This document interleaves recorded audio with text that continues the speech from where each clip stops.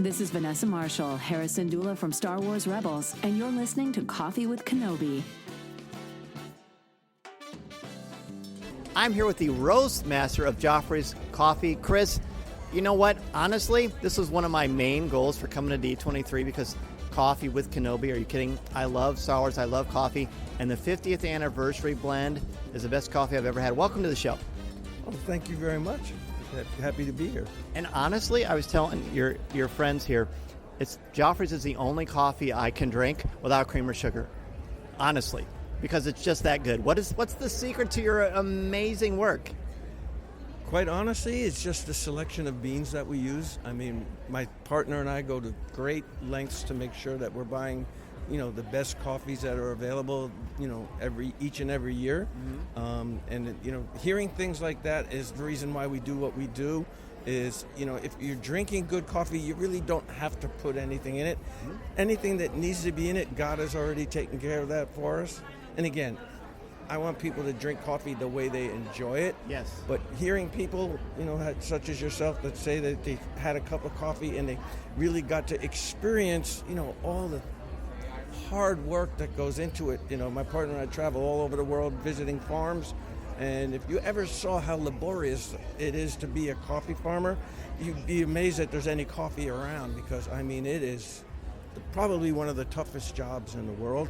And then to see all their hard work and efforts come to fruition when you see that smile on somebody's face that just had that great cup of coffee, it makes all the work that they do, all the work that we do, that much more worthwhile. I love it. Amen to that. And it's almost like you mentioned something that it just triggered my mind. It's like when you order a steak and don't put ketchup on it. The chef already prepared it. You can do that if you want, if that's your proclivity, but this is fantastic stuff. And you said you've been in this business for a long time. Longer than I'd like to admit. Coming up on 38 years. Wow. And how has your partnership been with the Disney Corporation? I'm imagining just wonderful. How much time do you have? As much as you need. Okay. Back in the day, and we're talking about probably 1989, 1990.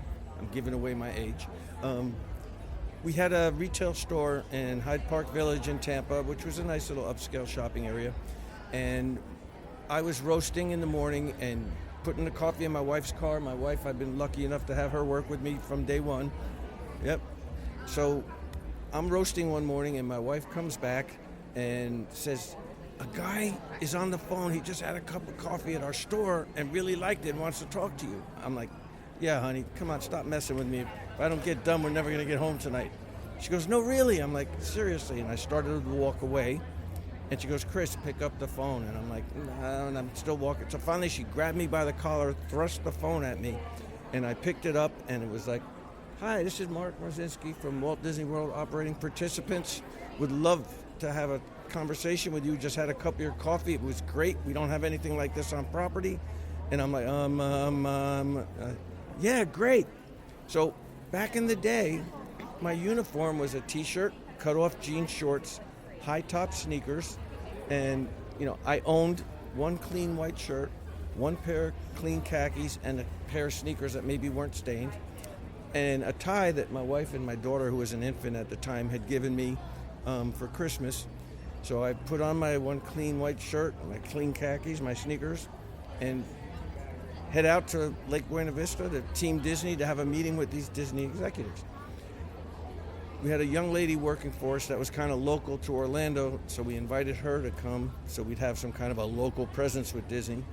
So we walk into this big meeting room, and the young lady's already sitting there, and I walk in, and she looks at me, and she points at me, and her mouth goes agape, and I'm like, what did I do, spill something? She goes, no, your tie.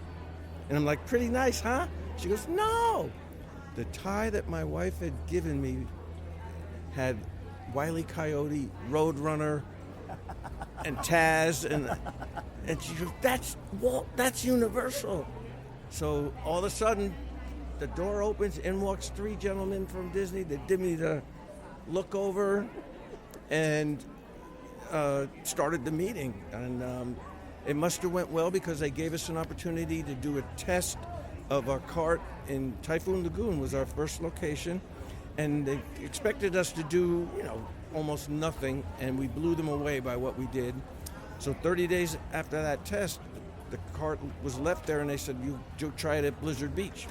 Again, another water park, go figure, but hey.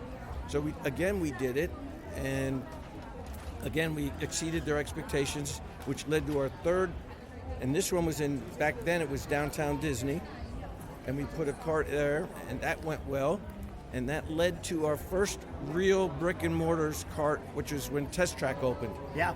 And that was I worked at Disney World then, actually. I was on the college program. Oh, and that was our first real kind of almost brick and mortar location. And then, we just started to blossom. Our introduction into Disney restaurants, we kind of backdoored. There was a young manager, and I don't believe I remember these names after all. His name is Rob Dunham, and he was the manager of the Flying Fish. Okay. And he had found out that, these gentlemen, stopped by one of our carts and had some coffee, and was like, all right, I've got a really, really good signature restaurant on property. I can't serve the coffee we're serving now. He goes, I need you to serve me, sell me some. I'm like, I can't. I'm not supposed to. I'm not allowed. You guys are He goes, if I could figure out a way to get your coffee in here, will you? I said, well, yeah. So he did whatever he did in the back door into the restaurant, this coffee. About 3 or 4 months later, George Miliotis, who's now got a restaurant in Disney Springs, George's Wine thing, whatever, and they're having a manager's meeting in a Flying Fish, and he's drinking this coffee, and he looked at Rob. He goes, okay, Rob, what are you doing? He goes, what do you mean? This is not Disney coffee. What are you doing? So Rob said, oh, I got the guy, Joffrey's guy, sneaking it in the back. Sure enough, a week later, I get a call. This is George Miliotis from California Grill. Whatever you're doing for Rob, you need to do for me. And I'm like, oh, God. So I started selling coffee up the back door. So about 4 months later, I get a call from my buyer, Evelyn Dyson at the time, and she's like, Chris? I'm like, yeah. She goes, I know what you're doing. And I'm like, I swear, Evelyn, it's not my fault. They made me. She goes, come in. We got to figure this out before both of us get in trouble. And that's how we started, serving our coffee in the signature restaurants. Right. And then it just got blossoming until, I guess it's about 9 years ago, we were, pretty much ingrained. And we were invited to be, corporate alliance partners with Disney. Right. We now own and operate about 26 locations on property. We're the largest independent food and beverage operator on Walt Disney World property. Finally got a couple of some presents out here in California that we're really pleased with. The Cappuccino Cart and California Adventure, and the now newly remodeled and beautiful coffee shop in the Disneyland Hotel. And you can tell me to shut up. No, this is gold. Life is good. And I was telling you how much I love that 50th anniversary blend.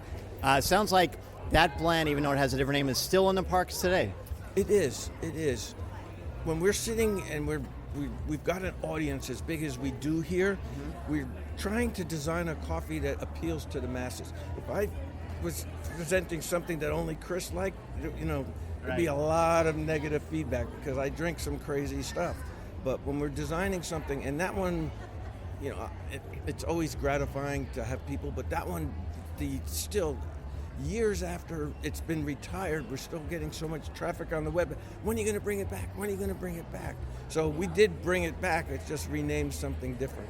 Well, I'm so grateful. I'm so grateful to chat with you, Chris. I love your enthusiasm. Your coffee is brilliant. Keep up the great work, my friend. I look forward to talking to you again in the future. Thanks for being on Coffee with Kenobi. My pleasure. Thank you for talking with me. All right, how about it? I'm here with Clayton Sandell in the Lucasfilm booth. Imagine that. Clayton, how are you, man?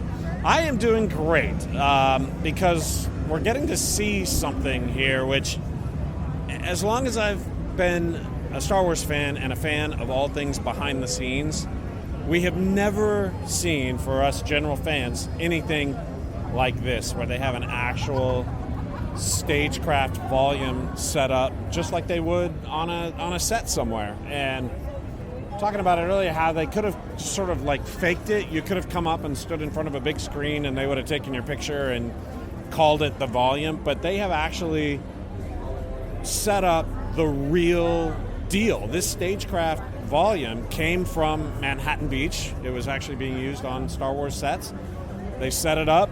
They're running it this weekend, and they will break it down on Monday, and it will go back and be part of the Mando and Grogu movie.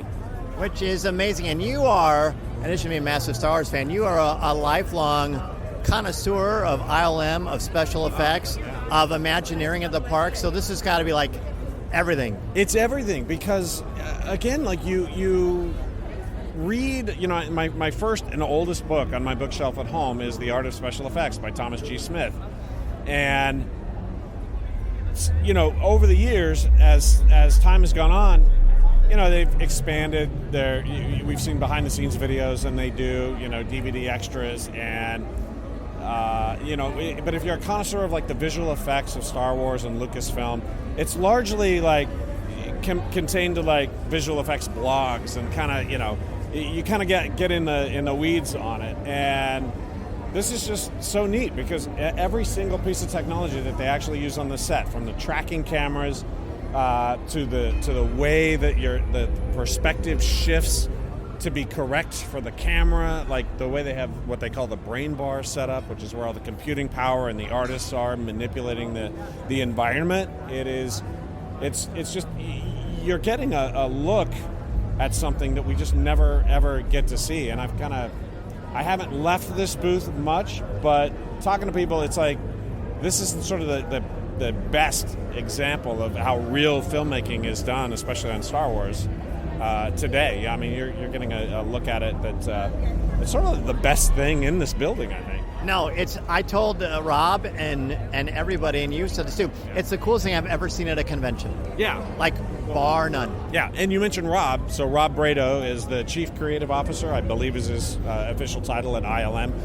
Rob, the fact that Rob Brado is here, It's a big deal. It's a big deal, right? He was like the visual effects supervisor on Solo. He has his hand in everything. He was a producer on The Acolyte. So the fact that he's here and getting geeked out about it and has given this talk and is like so enthusiastic about, I think everybody here is just excited to show it off, because we've seen it in the behind the scenes videos, but we've never seen it in real life. And so these guys who normally work on a closed off studio lot in a dark locked soundstage where they can't show or talk about anything are now sort of getting to gush about it to all these fans, and the fans are loving it. It's really neat.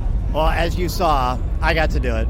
Yeah. And I still am on adrenaline from it. It was an absolutely electric, surreal experience. It was like 10 seconds or so. Yeah. But I feel like it lasts a lifetime. And oh my gosh. It was just, I'm so excited about it. Yeah, it's neat. And as we stand here, we're standing in front of the techno crane that they have, and we're seeing the same crane on the set, on the monitors where they're playing the behind the scenes videos right here. So this is exactly how it would look and feel if you were on a set somewhere. I mean, if you were in a Star Wars movie, this is what it would be like.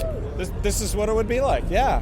And in fact, this setup, as they were telling the crowd earlier, this setup will, when they finish up, as we're talking on Sunday, they will break it down on Monday.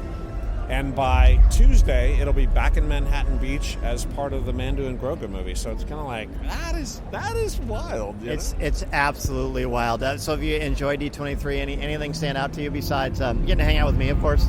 Getting to hang out with you is absolutely tops. I'm, of course, wearing my Danzer Mickey ears with nobody can see it right now, but I have Danzer pictures on my on my Mickey Looks better on ears. you than on me. Yeah, it's amazing. So that's super fun. And now as we stand here, they're going to do a talk with the voice of Hera, Vanessa Marshall. It's going to be up here with the executive producer of Resistance and many other things, Athena Portillo. So that's going to be a fun chat. So it's a lot going on here. Well, let's do it. Well, let's watch it. Thanks again for coming on the show, dude. Yeah, it's a fun time. Thanks for having me. I love Athena too. Thank you so much. Welcome everybody. Hi. I feel like this is a big family reunion. I'm so grateful to be here today. I am Smith's mom. I am Vanessa Marshall, the voice of Hera Syndulla. And I love you, I'm Athena Portillo, Vice President of Lucasfilm Animation. Welcome to our conversation. Well, it is a pleasure to be here to talk about one of our favorite subjects, which is, of course, Star Wars. Absolutely. We have the honor of being involved in some very special Star Wars stories. And most of those were created by Lucasfilm Animation, as we all know. So, Athena, just to give a little bit of background here, those who might not know, but it sounds like everyone here knows you pretty well. How did you come to work for Lucasfilm Animation? Thank you so much. So I actually started off as an intern in Lucasfilm licensing back in 1996 for product development. We were working on episode 1 and the special editions. So I was in licensing at first. I would volunteer my time to Ireland when they were doing special edition work. I fell in love with visual effects. So after 4 years in licensing, I moved over to Ireland for a year and wanted to explore my passion for VFX. So I went on to Tippett Studio for 6 years. I told myself that I wanted to come back to Lucasfilm because I love the IP, I love everyone at Lucasfilm, I love the energy, the culture. So in 2006, I was on a project called Strange Magic for a few months. And the story goes that my license plate on my car was Jedi 96, and the 96 stood for when I started working at Lucasfilm. Woohoo! And Dave Filoni saw my license plate in the parking lot, and he came up to me and he said, "Why are you working on a show about fairies? You should be working on Star Wars with me." And I said, "Make that happen." And so he offered me a role to come on to Clone Wars in January of 2007, and I've been with him ever since. Amazing, amazing. Well, I should have a license plate that says 1977. Spoiler alert, I went to the first film, so I joined the galaxy far, far away with the first film, of course, as a massive fangirl from the Star Destroyer coming across the screen all the way to the lovely Princess Leia telling this walking Cartman to get out of her way, between her Moxie and the incredible Joseph Campbell story of myth that was realized by Luke Skywalker. Star Wars Rebels, and I had the honor of voicing Hera Syndulla in Star Wars Rebels and also subsequently in The Bad Batch. So that's how I came to this incredible story, and clearly Star Wars has had a huge impact on both of our lives, and with the 20th anniversary of Lucasfilm Animation just around the corner, we thought it would be really special to just take a little time here to look at our favorite moments in some of those stories. So first of all, we have the Clone Wars, and I wanted to know, Athena, what is your favorite moment? I know it's hard to pick, there's so many. Very hard task to come up with our favorite moments because there's 7 seasons worth. But there's one moment that comes to mind always, and one of the first things I wanted to say is I tend to look at things in the lens of visual effects. So I tend to I've watched things multiple times. Once for the craft and the creativity, the second time for the narrative, and the third for enjoyment. This particular moment is when Obi-Wan saw all the chaos in Mandalore when the hangar was opened for the first time, and you could see all the effects happening, the fire, the lasers, the ships going by, and I just remember the team talking about it in the writer's room, all the work that Joel, Aaron, and CGCG put into this shot. So this is one of my favorite moments to this day because it was really hard to achieve back then and it still holds up. Absolutely. Well, I have to say my favorite moment is season 5, episode 20, The Wrong Jedi, and I really hope, I don't even know if I can look behind me because I'll start sobbing, but this moment is permanently etched in my soul when Ahsoka leaves the Jedi Order.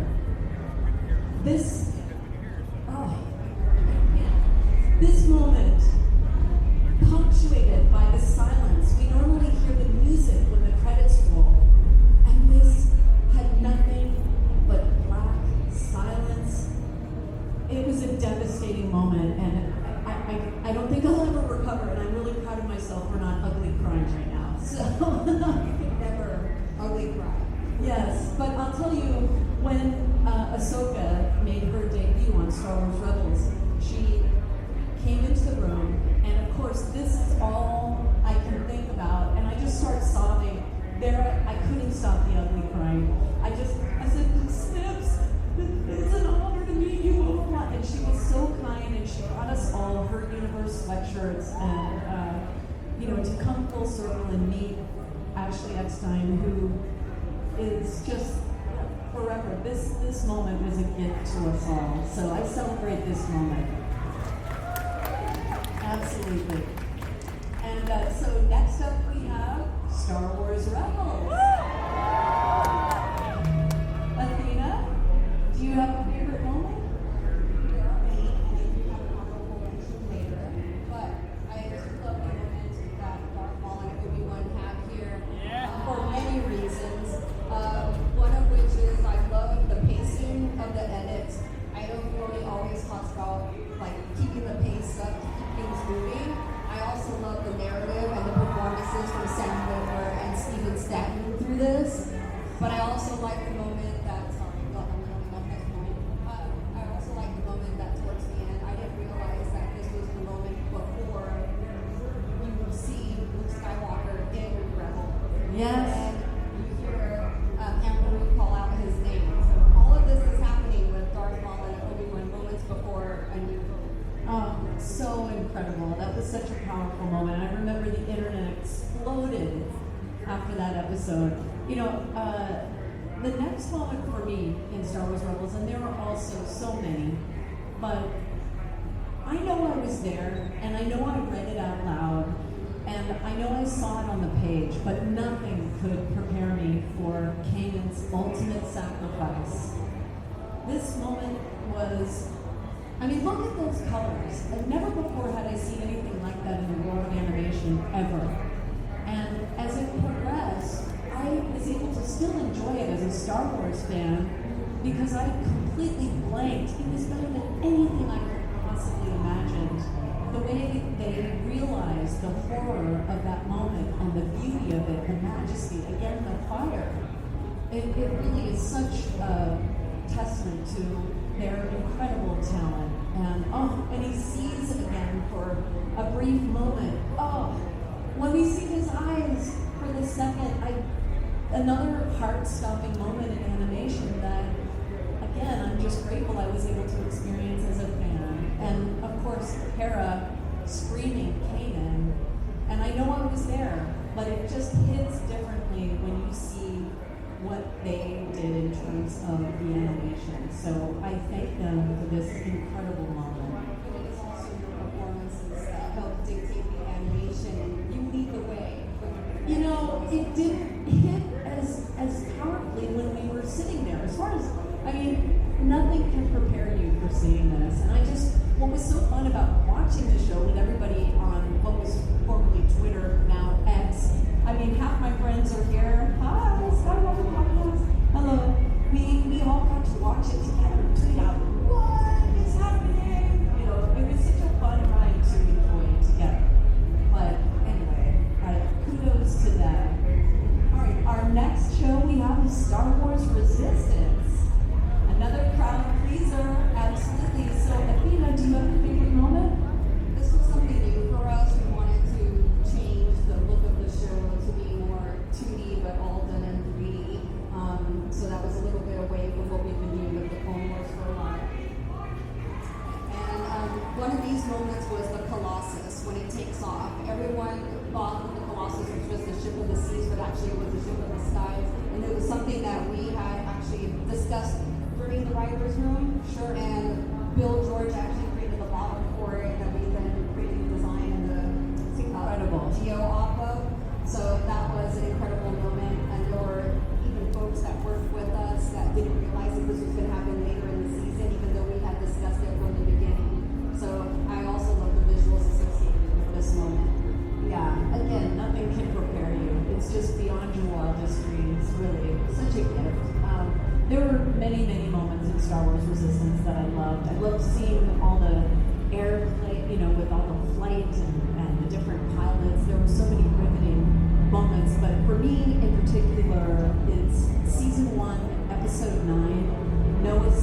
part one, and that is the destruction of Hosnian Prime.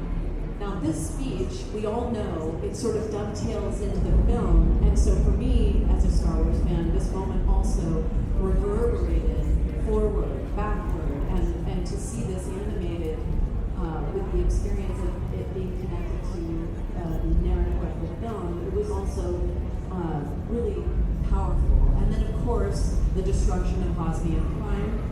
This was another incredible feat of animation. Look how gorgeous that is. And then to watch Kaz's helplessness as he watches the destruction of his homeworld. Oh, you could just, the grief was palpable in that moment. So incredibly performed. And this one was a real standout for me. And so I celebrate Star Wars Resistance. It was fantastic.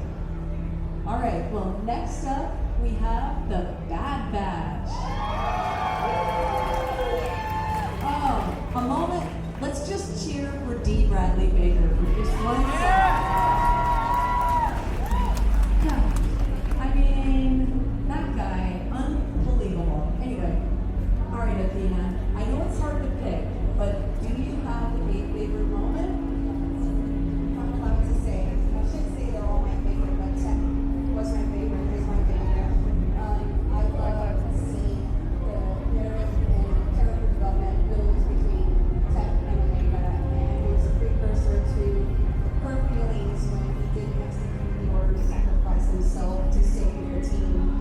So this moment in the cave was crucial, even though there wasn't quote unquote action in there. It was all about the dialogue. It was very key to have to help later. So I just love Michelle Langton and Dean Bradley Baker's performances here. Absolutely. I will never forget that one. I think probably, and I'm sorry to pick such gut-wrenching moments, but when Tech made the ultimate sacrifice in the Plan 99 episode, I think my heart broke into a million pieces, as I remember being at conventions when this episode launched, and people would come up and ask D. Bradley Baker if he could undo this. Because I think so many people really treasured Tech and all that he represented, and the loss was the depression that was felt in the Star Wars community was severe and again palpable. So that was season 2, episode 16. Just an unforgettable moment, again captured from such a point of view that it just punctuated the majesty of that moment. So huge thanks to the entire team. Really well done, well done. Now next up we have Tales of the Jedi. Almost impossible to pick a favorite moment, because anything with Ahsoka is like, I want it all, right? Love me some Ahsoka, but if you had to choose.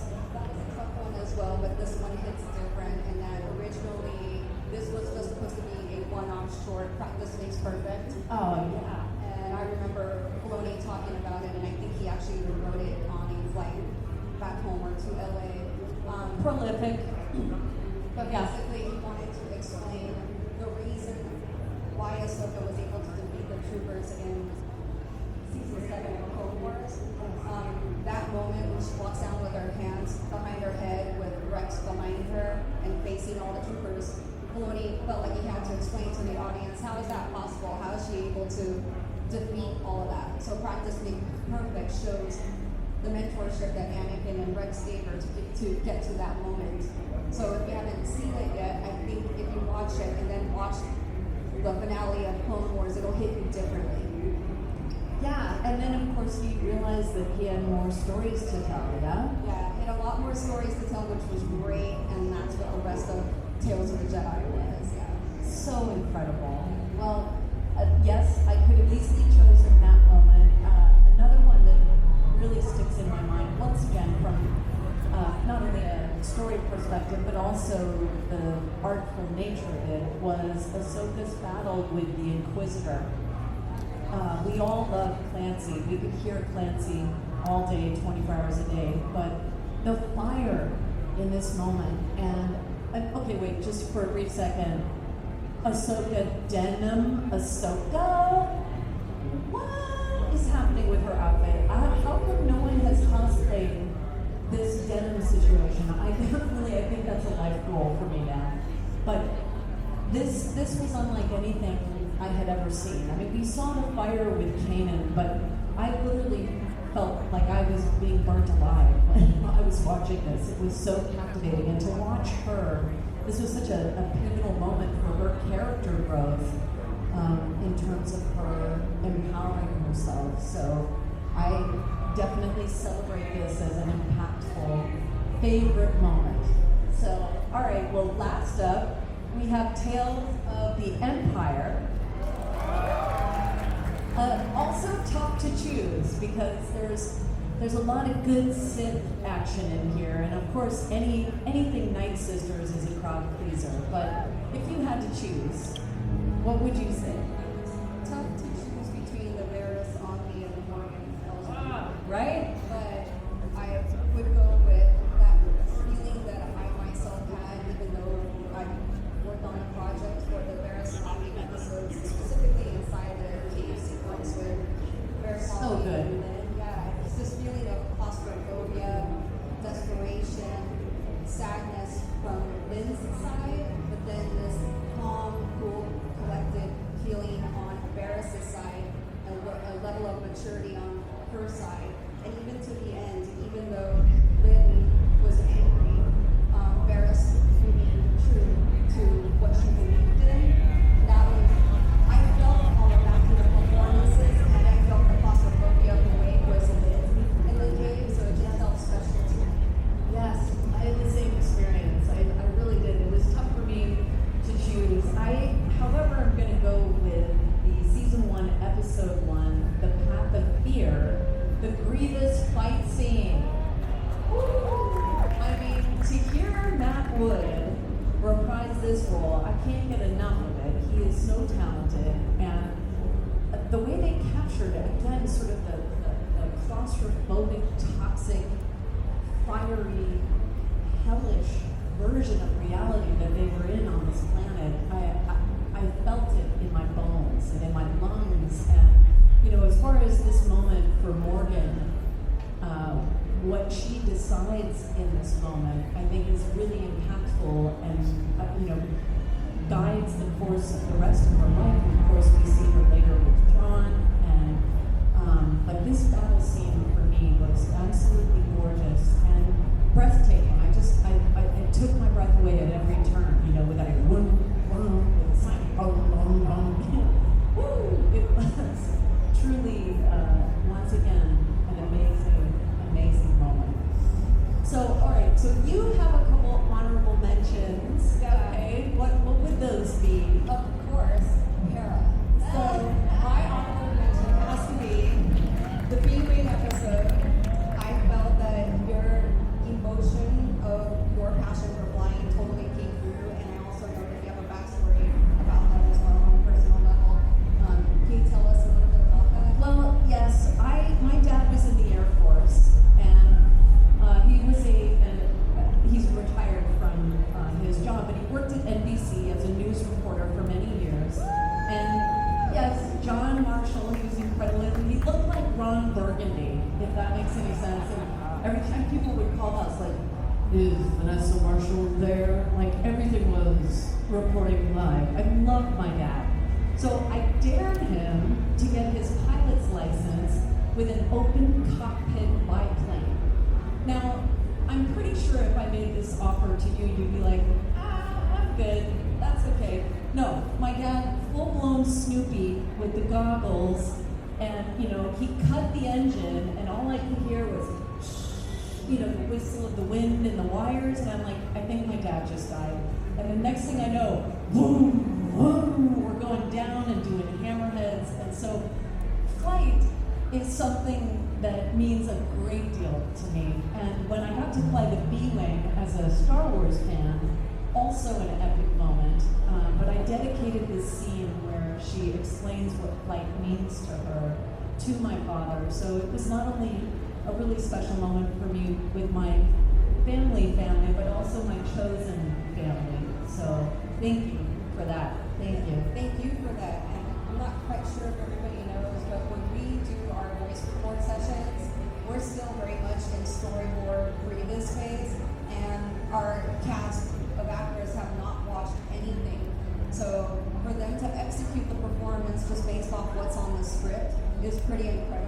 because then we utilize that as video reference that we then send to our animators overseas to try to capture that moment, both visually and through the audio.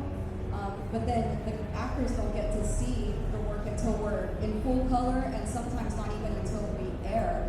So again, it just goes with how talented our actors are, that they're able to evoke those feelings that are on the page and bring it to life. So thank you. Well, thank you. And I do think that Lucasfilm and Disney had such vision, and strangely, all the cast members, at least in Star Wars Rebels, we all mirrored. I'm a space mom all day. I mean, I have snacks in my bag. If anyone's low blood sugar, I got you. Just come see me after. I 100%, like, I am ready for any crisis. Like, I'm such a mom. I've never birthed anything but good ideas. So it's just, I just love my Star Wars family. But I do think that you all managed to collect a very special group of souls that in turn brought all of that love and reverence for the IP to our extended Star Wars family, and we are united forever as a result of that. So I'm deeply, deeply grateful. Another honorable mention is when you played young Hera in the Bad Batch, and you met Omega for the first time, and you were excited to see how Omega lived in the ship, because one of your lines, I believe, was, "You get to live in a spaceship or starship." That it was a dream, and that just ties back to when you're older and you're doing episodes. I like how things tie back together all the time, and I think that's the OCD in me, that I like to make sure that everything connects appropriately. But I just love your performance as young Hera. You captured it so well. Oh, thank you. We had a lot of fun dialing up the Ryloth accent, dialing down her courage. We weren't sure if she should always have been, this unapologetic, nurturing, lovely specimen, or if she was a little more fragile growing up. So we have more respect for the ultimate place she lands when we finally meet her in Star Wars Rebels, when she's in charge of putting together the Rebel Alliance or the seeds of it. But it was an honor, and I speak fluent French, so luckily we could make the Ryloth accent strong, and I didn't know which one they were going to use. As a matter of fact, I'll tell a quick story because we have a couple minutes, but the episode with Shawn Degenhart, where Hera gets upset and starts speaking in her Ryloth accent, Dave Filoni had texted me like a month prior to that and said, "Do you think Hera would ever speak in her native accent?" And that was, back in Star Wars Rebels. And I said, "Only if she's mad." So we recorded that scene, and they're fighting, and then Dave got on the mic and said, "Hey, do you remember what I texted you?" I said, "Yeah," because I don't generally receive a lot of texts from the Lord Jesus Christ of Star Wars, but I was like, "Yeah, it is, that moment is pretty profound, but yeah." And he said, "Why don't you do the scene that way?" So we did it with the accent, and I just drove to it, and then we left, and I had no idea if that would end up on the cutting room floor or what, but then they went and used it. So it's fun for us because we try all sorts of fun things, and you guys really give us a lot of room to play and discover together what made the most sense. So it was kind of cool to see the Ryloth accent in that moment in Star Wars Rebels, but also fun to discover just the right amount of it for Hera as a young Twi'lek on Ryloth. So, well, thank you for that wonderful tribute. I appreciate that. Thank you. The performances are so great that typically when you're in a session, you do a take in 2 alts, but we usually go with 5 alts, because then once you're in editorial, it gives you an opportunity to pick so many different versions of what you end up with, because it gave us so many different versions to play with. It was great. So it was fun to record and also fun to watch, as I said before. Well, I'm pretty sure that we could talk about Star Wars all day long, and I know that I'm sure you all have your favorite moments as well. But I think for today, we'll just celebrate that about the galaxy, that there's something for everyone to love, and there's so much more to come. So thank you all for joining our conversation. And may the force be with you. All right, so I'm here with a big fan of Coffee with Kenobi. He kind of chases me everywhere. And what's your name, sir? First of all, Dan, Mr. Dan, huge fan. The shrine I have for you in my basement rivals. It's good to see you again, Dan. Yeah, Lou Mongello, of course, from WDW Radio. Lou, well, obviously you're the guy I got to come and talk to about last night. And is there any truth to the fact that you just got home to your hotel? No, one of my life's greatest accomplishments is knowing when to leave the Honda Center to make the early bus and be back into my bed at an early hour. You actually texted me that, and I thought, Newman. I should have thought of it. So what are some things that jumped out to you? I mean, I know that's kind of hard to say. So like the rest of D23 itself, last night was wonderfully overwhelming because just when you thought they had gotten to the end of the announcement or they were finished talking about Disneyland, they come right back, and the flow and the pacing of the announcements and reveals was just incredible. Dan, I was hoping for the one jaw drop moment, the one completely unexpected thing out of left field, and we got one and then another, and the hits just kept on coming, and I think it made for a remark.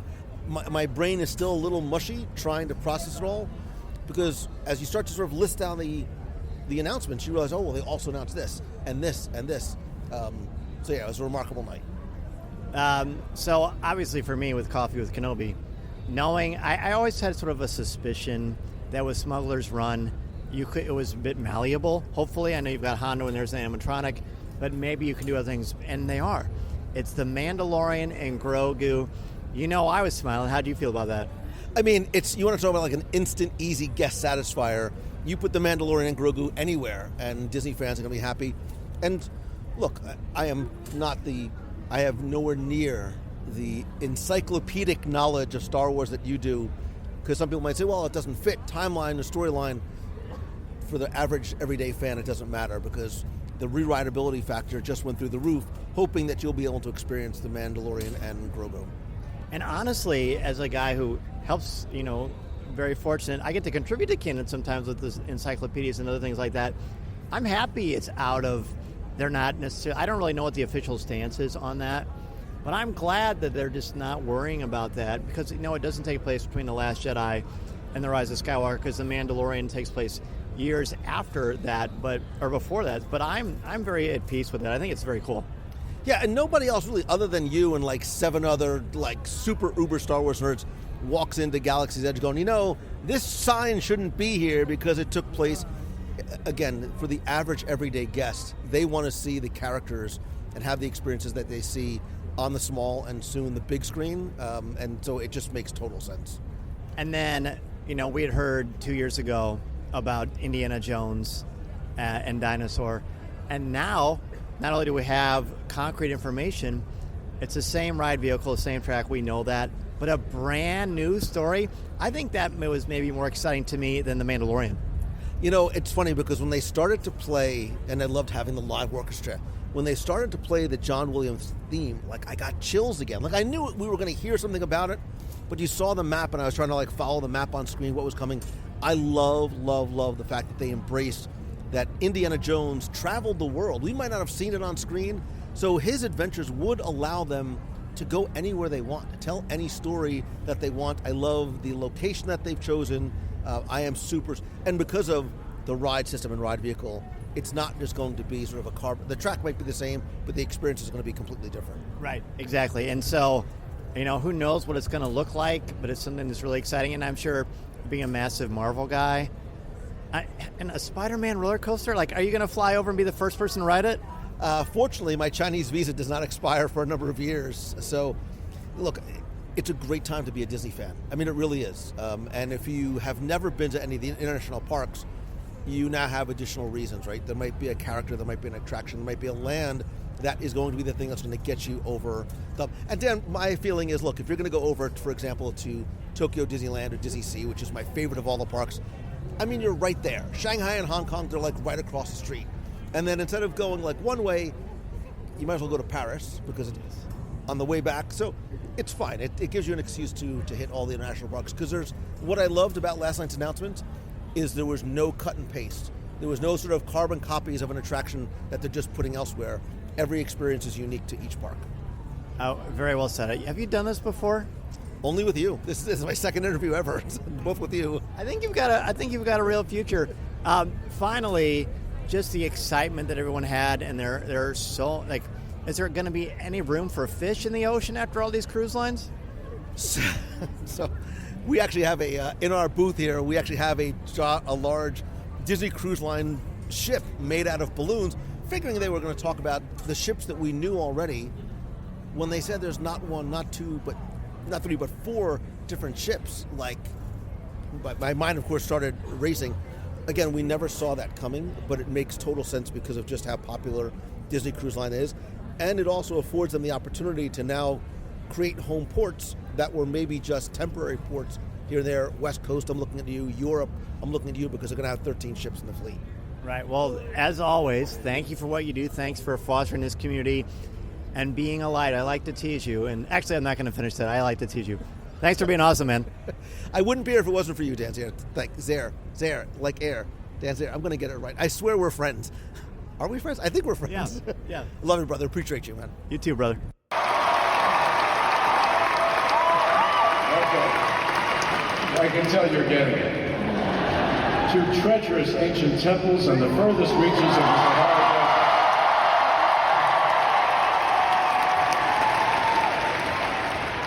Desert. Maybe I should stop. He has portrayed some of the most timeless heroes to ever appear on the big screen.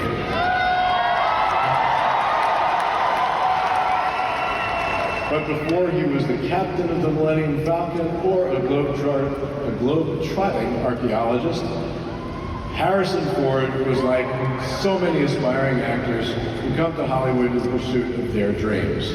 Now, while he had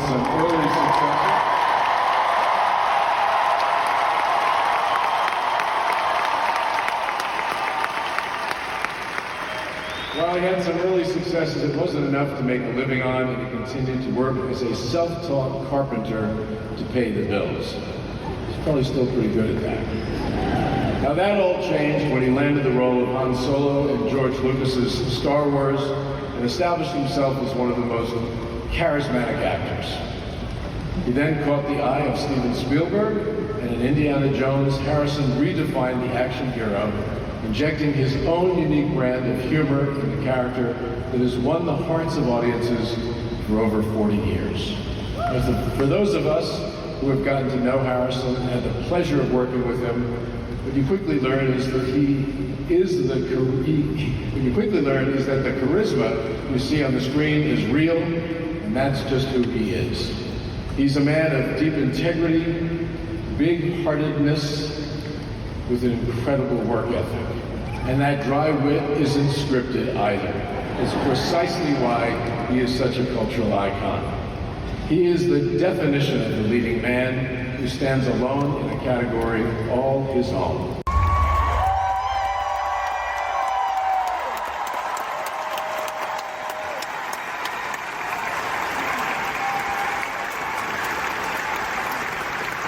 It is with great pleasure that I present this award to a true Disney legend and a dear friend, Harrison Ford.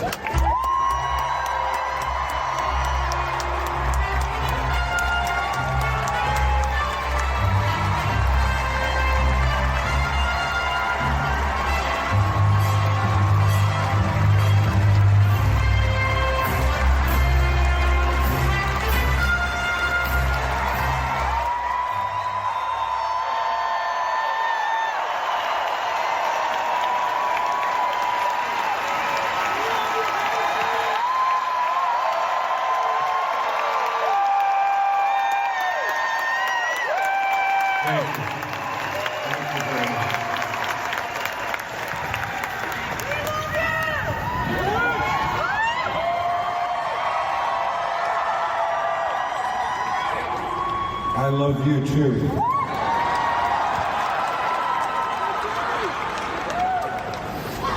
I love the life you've given me. I love the people that I've had the opportunity to work with. Nobody does anything in this business alone. We work in collaboration. No matter who we are or what we're doing, we're working on an idea. I have the privilege of being a storyteller.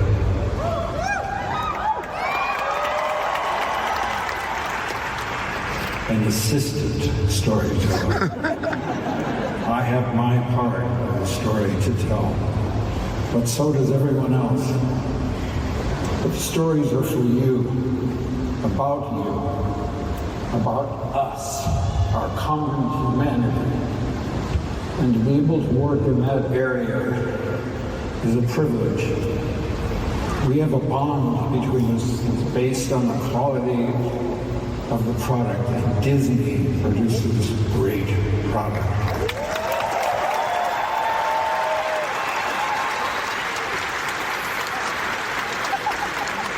Disney is a giant ship, but a giant ship needs an able captain.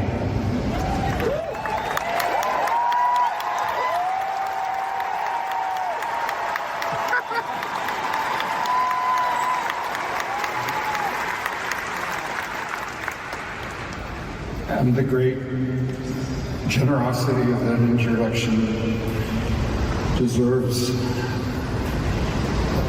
my acknowledging how important Bob has been in the work that I have done, and in a creative and business capacity, but he's also become a dear and trusted friend.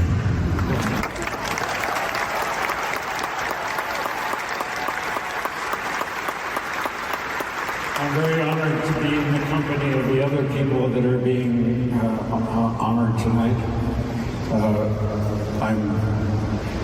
I'm really delighted and a little bit embarrassed by this, but I'm so very grateful. Thank you very much.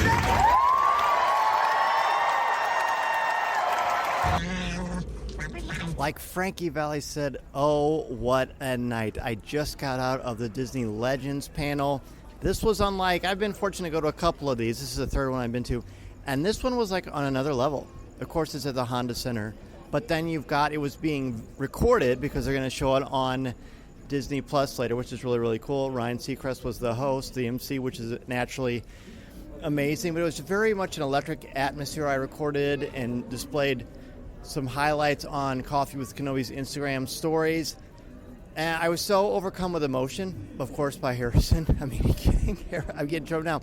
Harrison Ford is a Disney legend. He's always been a legend in our minds, but this is such a big deal. And seeing him get so authentically choked up and moved was of perfection. I was also really moved, surprisingly, by Miley Cyrus. I mean, I love that show. I always loved Hannah Montana. I always thought it was hilarious.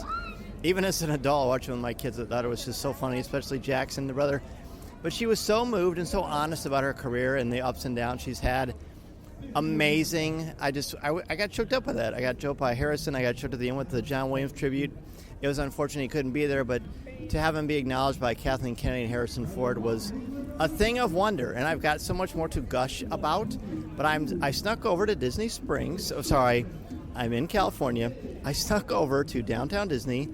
And I'm going to meet Anthony King and Shawn Degenhart to close this thing out the way that we started it. So I'll be back with that in just a few. For you, it'll be like 2 seconds. Yeehaw! All right, can you hear the sounds of three very, very worn out? Yeah, that's like one of the Disney attractions. But very, very happy, very, very energized.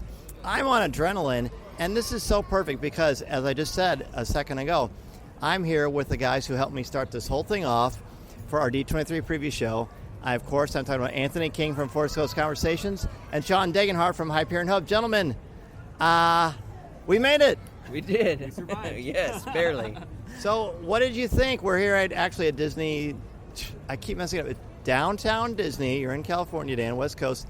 Because this is a good way to cap things off. It's a beautiful night. It's a little crowd, but that's okay. We're waiting for a table at Jazz Kitchen, and we're catching up on things. So, Shawn, I'll start with you. You have a story. Oh, I've got a story. That I don't know yet, but you sent me a picture that's mind-blowing. Take it away, man. Okay, so this afternoon, last day of the convention, was the Richard Sherman tribute. But the guy that I had done some work for, who was the piano player for that session, he was still on stage, and I kind of made my way down there to get his attention, just to say hi. So I got his attention, and he said to the security, he's with us.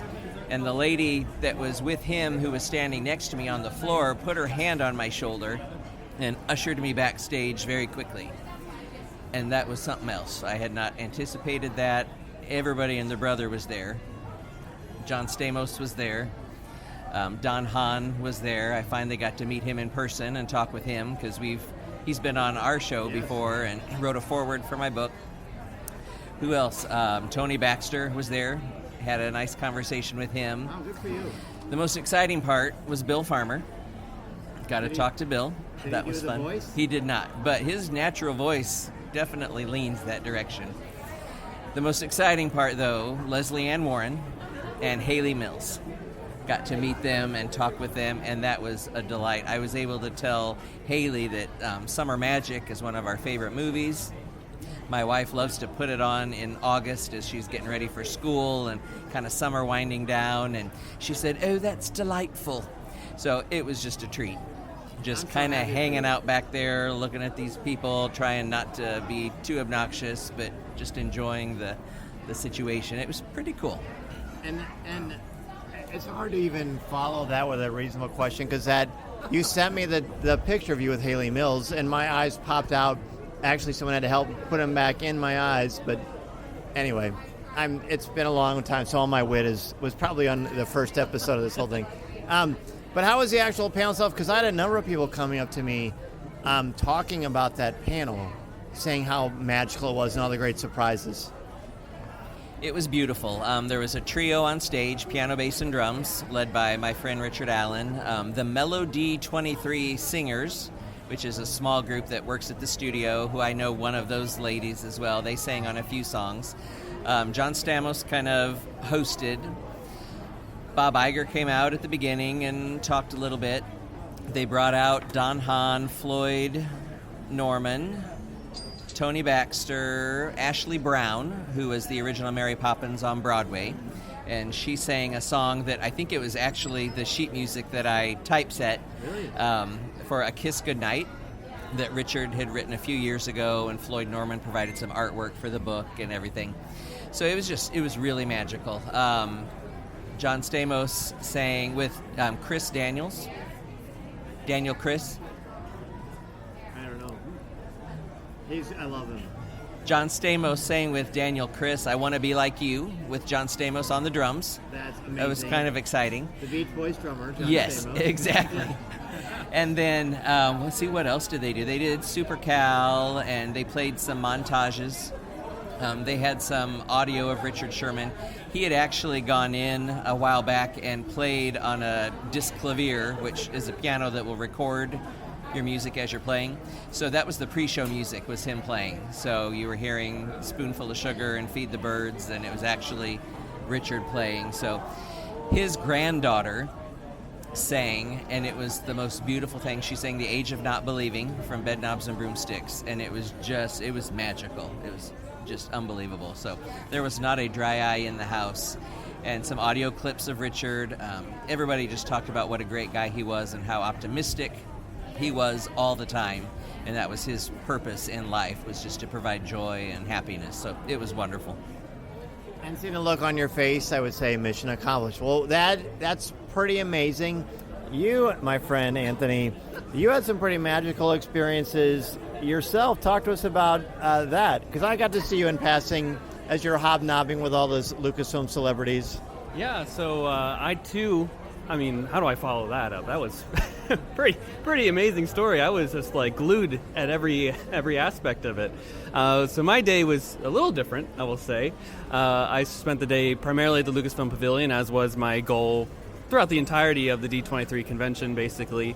But today specifically, I got to, there was a panel for Lucasfilm Animation with Athena Portillo and Vanessa Marshall, of course, the voice of Hera Syndulla on Rebels and Bad Batch. and got to meet them afterwards, and just a wonderful experience just to chat them up for a little bit, get a photo op and all that, and that was just really one of the big highlights of the day, I will say, was just seeing that and getting to live tweet it out for the people at home. I know that was something that a panel that people were really looking forward to hearing more about, and then got to see a Lothcat.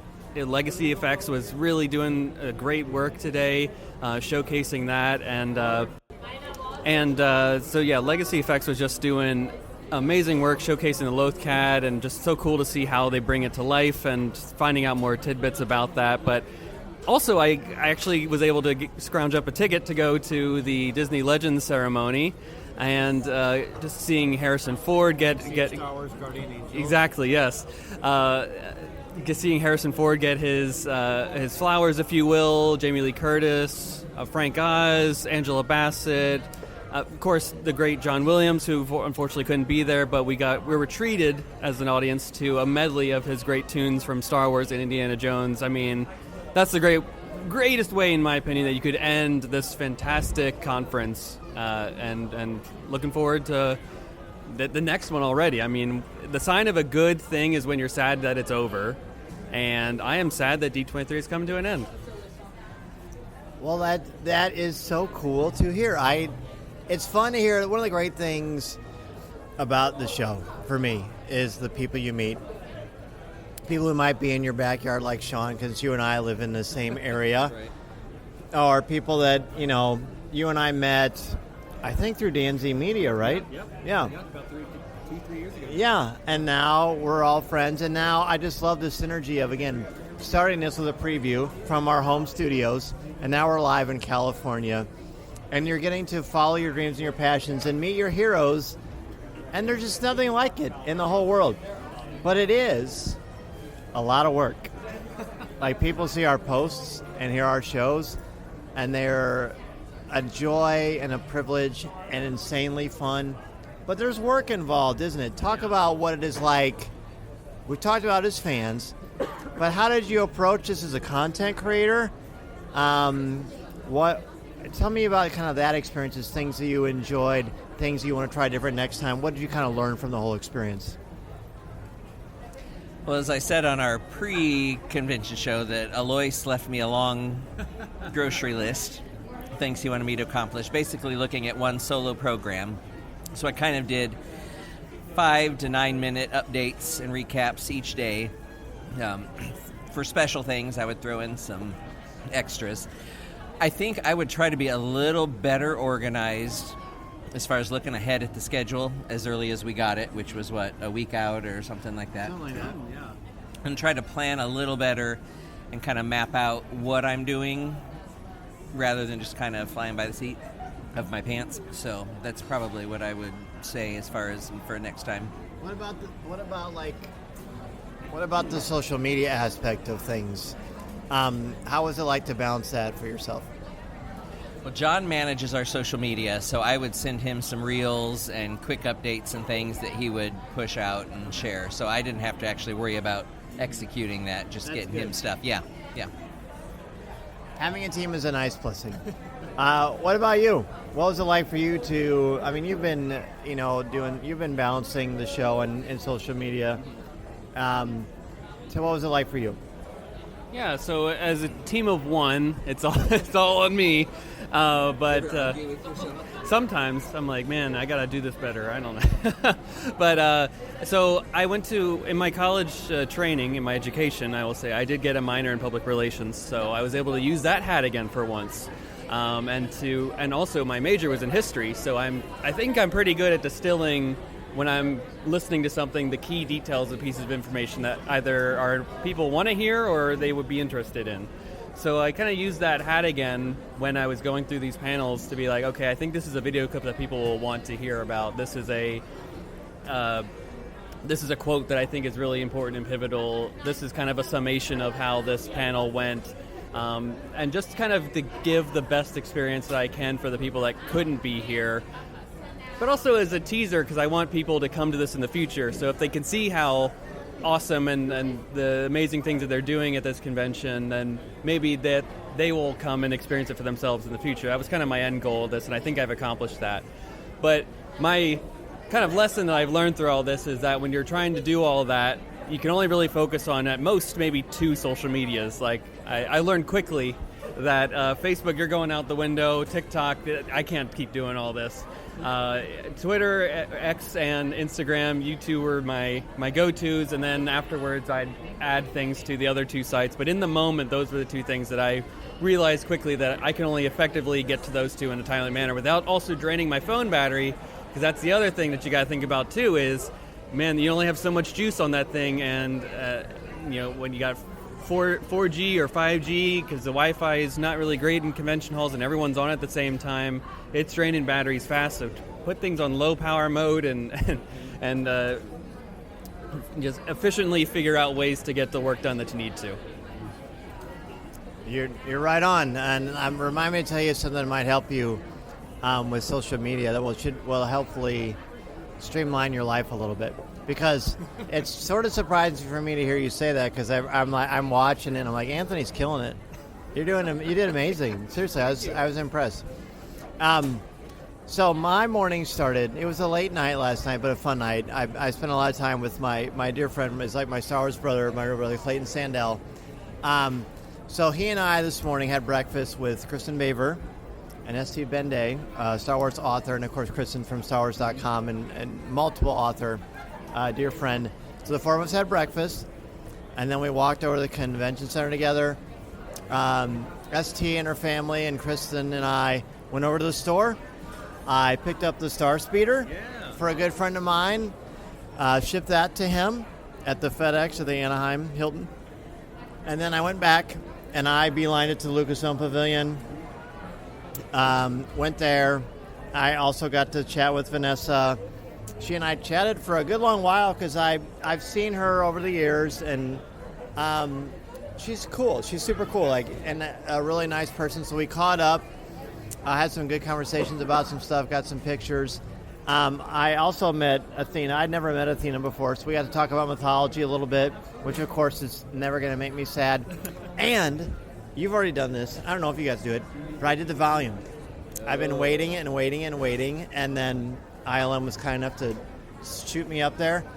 And I don't know how you felt, Anthony, but when it was done, like right now, the hairs on my arm set up. 10 minutes, I felt like I did like this dopamine shot. On top of the world. I was unbelievable.